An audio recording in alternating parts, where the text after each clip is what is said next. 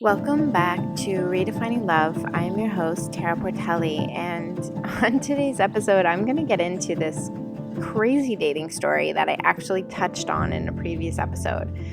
And this date was so profound that it literally changed the way that I show up in all of my relationships.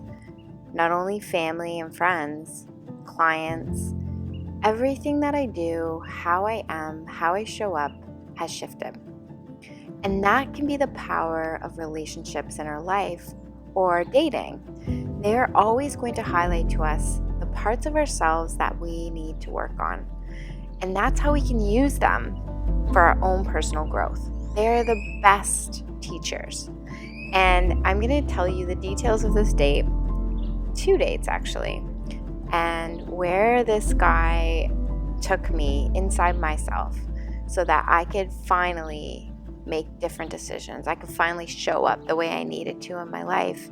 And honestly, since I've done these shifts, I will tell you that the quality of people that I attract into my life is 1,000 times better. So as we do the inner work, as we are shifting our own vibration, now this is kind of going to sound super woo-woo to some of you, but honestly, we are energy.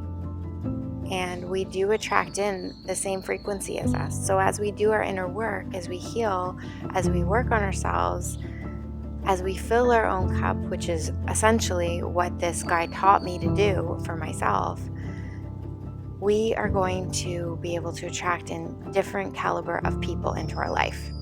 So sit back, relax, and enjoy this solo episode of Redefining Love.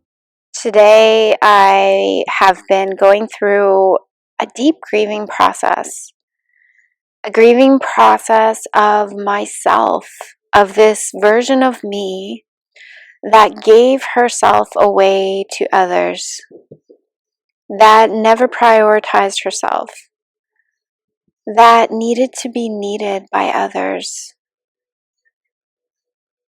that put that in the forefront of her life path and created a life around service of others. All the while not honoring herself, not thinking about what she needed, not giving herself the things that bring her joy, that give her balance, that give her peace in her heart. So it's a really crazy experience to feel that in your face. And I want to share with you a story about what the catalyst was to this deeper understanding of myself, of understanding that self-love and self-compassion and self-worth and giving to ourselves is actually not selfish. That we need to redefine what love means to us. That love isn't about someone on the outside. Love isn't about giving everything to your children and sacrificing yourself. That's not love. That's actually the opposite. And something that I came to this point, this realization about, was that I wasn't even giving myself any love. Even though I thought I was. I thought I was doing the things. Meditating, showing up for myself in the morning, journaling, giving myself nourishing foods, trying to move. But even though I was doing those things, I was still creating my life around others. Something I've done my entire life, and I know you guys can relate. Some of you anyways. So I met this guy at the beach. I'm currently living in Mexico. And I don't often meet people that I want to connect with or feel drawn to, I guess you could say. It's very rare for me. I've become very independent since my marriage ended in 2018. I've been able to give myself everything that I needed, and dating never really worked for me. And the one relationship I ended up in for 10 months was an absolute failure. So I just continued on my path, and the odd time would go on a dating app only to realize that it felt so superficial to judge someone on a picture. And it just didn't feel organic. And so I randomly met this guy at the beach, and to be honest, I noticed him about a month prior. Not because I thought he was super attractive, because yeah, of course he was cute, but more because I felt that he had this feeling of joy that I wasn't able to access. This playfulness, and I felt it because I watched him play volleyball, and he was into it, and really in the moment and in present. And and I felt like he had a really interesting dynamic with the other players, and I was curious about him. So, full transparency, I was on this volleyball community group on WhatsApp, and I had no idea who this guy was, but I wanted to know who he was. So I started to scroll through the people on the group, because this was the volleyball group that I had joined, even though I have no clue how to play volleyball well. I was just looking to meet people. And I was trying to find his profile picture to see if I could match it, and I never did. Never found it. And then a month later, on a different day, we were in the same place, me and a friend, and he happened to walk in, and I recognized him right away. And there was something about him that was very different, and it was energetic. And so anyways, I was walking to the bathroom, and he looked at me, and I just smiled, and he started talking to me. And I could feel his very masculine energy. And I think that for me, masculine energy represents safety, where in the past it represented competition, because I was very much in my masculine energy, and I'll get into that in a little bit. I was on my way to the bathroom. He starts chatting with me, asked me what I do, and I don't divulge everything very quickly. I just shared that, I was into hypnotherapy, and he's like, "Oh, I need your number. I need hypnotherapy." And I was like, "Okay." So I gave him my number. And before he was about to leave, I didn't talk to him anymore. He came over to me and started asking me about Kanish, the dog, and just chatting. And right away, I was like, wow, like his masculine energy is very strong. I felt it very strong. And it almost felt like kind of machismo energy. Like, for those of you that don't know what that means, in Mexico, it's like this very strong, like over exaggerated masculine energy. And so it was clear to me that there's a lot of trauma already there, just from that, knowing and feeling that energy. And so I guess my intuition was kind of, I don't know if it was my intuition. I still doubt that sometimes, which I'm sure also you guys can relate. But there's this part of me that's like, okay, like kind of in a sense wrote him off. I'm like, oh, if he never messages me, it is what it is. Well, the next day he messaged me, and we were chatting on text, and he was sharing with me that, he doesn't really date. He's not looking for a girlfriend. He has everything that he needs inside, and started talking about spirituality. And all of a sudden, it's like I saw him through this different lens. And I was like, okay, well, maybe I've misjudged this guy, And so, anyways, we decided to meet up for a coffee. And we met for a coffee, and it was really great. I mean, he divulged a lot of information about himself and his past, including the things that I had suspected from the very dominant masculine energy that he was in, which I won't even get into, but it was trauma from his past. And I felt like, okay, like I saw this already. I already knew this about him just from that energy. And so we had a great connection. And as we were leaving, he's like, what are you up to this week? And wanted to make plans again. So anyway, so we decided that I was actually going to do a hypnotherapy session for him.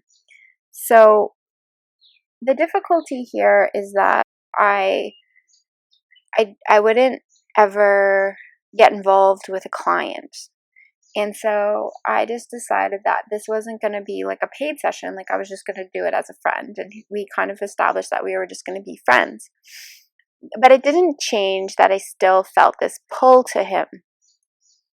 He had shared with me that there's a lot of things he really wanted to work on. But when we went into this session, it was almost like he had already processed all those things. So then I started to see that it's very deep, and that he's not ready to release it yet, which is fine. But I felt this energetic pull, like, when you meet somebody that feels so comfortable and, you just kind of like, it's playful and it can be fun, but I felt his boundaries. I felt his strong boundaries, not making eye contact, not wanting to give me any indication of any interest. And the way I see this is that a way of avoiding intimacy of any kind, because he's been so hurt and didn't have the love that he needed as a child.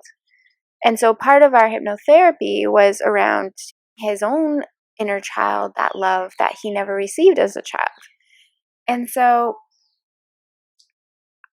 for me, what I recognized in the situation when I wasn't getting that validation, that desire, that connection, something that I had been craving, like intimacy, and not intimacy in the physical level, but intimacy like a man holding a woman in his arms, like just to be like, you're safe with me, like you're okay.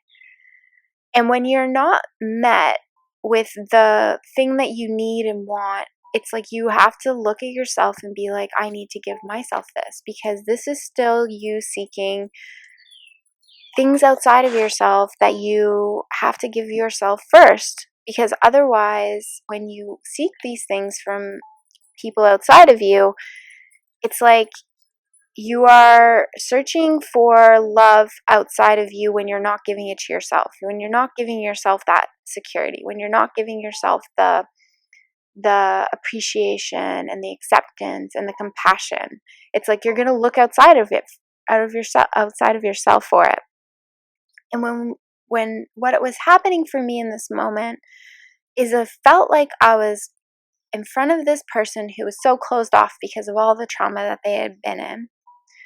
And so everything I needed was being bounced back to me. So if I could create like a picture of this, if I was going to draw it, I would have this person inside of this wall of armor that they had created around themselves, and me with an open heart and willing and open to receive, but then it almost like bouncing back in my face and being like, nope, you need to give yourself first.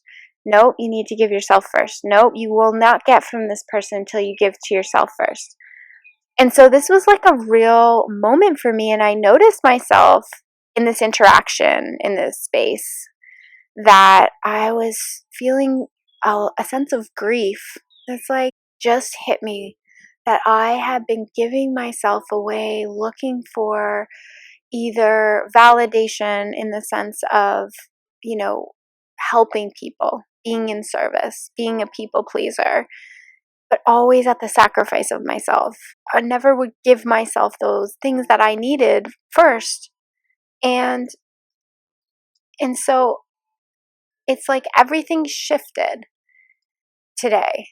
Like, I realized this morning when I woke up that I have been living my life for everybody else, and I have not been giving what Tara needs.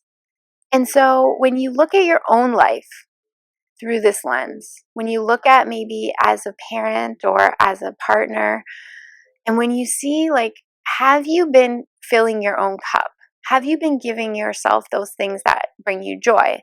When I think about the things that bring me joy, I think about the ocean. I think about, working out or moving my body or going to a beautiful cafe or being in nature or getting into my creative energy and like channeling that and having a coffee in front of a balcony or on a balcony, like things like that, like those small little things that we can give ourselves every single day that are filling our own cup. And when you fill your own cup with what you need, what happens to you is that you are feeling more joy without real effort, like just giving yourself those things first. And as you feel more joy, your vibration goes up, gets higher, your frequency shifts and changes, and then you start to attract in more of those things that bring you joy or more of those things that feel in alignment with you, including partners or people or friends or circumstances or careers that feel more in alignment with you because you are in that loving energy, because love is the highest frequency of the vibration of the universe. And so when you can shift into that vibration by giving yourself more joy, giving yourself more things that you need, giving yourself more love, self-love, then you stand in your own power, your own essence, your own authenticity, because you're being honest with yourself. Like, I have been lying to myself. I'm currently in this space in the jungle that I wanted to hold retreats for, and I've put myself in the smallest, tiniest little room in the whole house because it's such a big house for me by myself. But I was telling myself, this is where I want clients to be. This is where I want clients to heal. And so, like, I put myself in this position where I'm isolated away from community, away from the things that bring me joy, like the ocean, because I'm quite a distance from the ocean. I'm away from, like, the nearest gym is 30 minutes. The nearest yoga studio is 30 minutes. The nearest grocery store is 30 minutes. So all the things that I need to nourish and fill my cup are not where I am because I wasn't thinking about what I needed. I was thinking about what other people needed. And so in this situation, like, I've realized that I've just abandoned myself. So I'm literally isolated in the jungle, not able to fill my own cup, not able to give myself what I need, waiting for people to come here so they can give themselves what they need or they can get what they need from me, which is the total wrong way of doing things. So I've like come to this massive realization. So as I want to come to like the conclusion of this, you have to give yourself what you need. It doesn't matter, because if you don't fill your own cup, you're not going to be the best version of you for others. It's the most important thing you could ever do in this life. And as you give yourself those things, you become less reliant on others to fill that for you. So start to explore what it is that fills you up. What is that brings you joy? And give yourself more of those things. Because love is not from others. Love is inside of us. And when we can give ourselves self-love, we can get to that point where we can actually fully accept love without attachments, without expectations, without strings, without giving to receive. So there you have it. I hope that you guys took something away from this episode. I mean, I definitely went deep into the details of the story, which when I was listening to it back, I was like, oh my God, am I really going to share all of these things with people? But the reality is that the more that I share about my own personal experiences, and you can see yourself through the lens of me and my story, you can kind of start to recognize the patterns showing up in your life and kind of correct course and learn how to be able to navigate these situations and grow from them. Because ultimately, that's what we're here for. We're here to expand, to grow, to evolve. And it can only happen when we are open to learning through other people. And everybody that comes into our life is a teacher. So it's not by accident, it's all by design.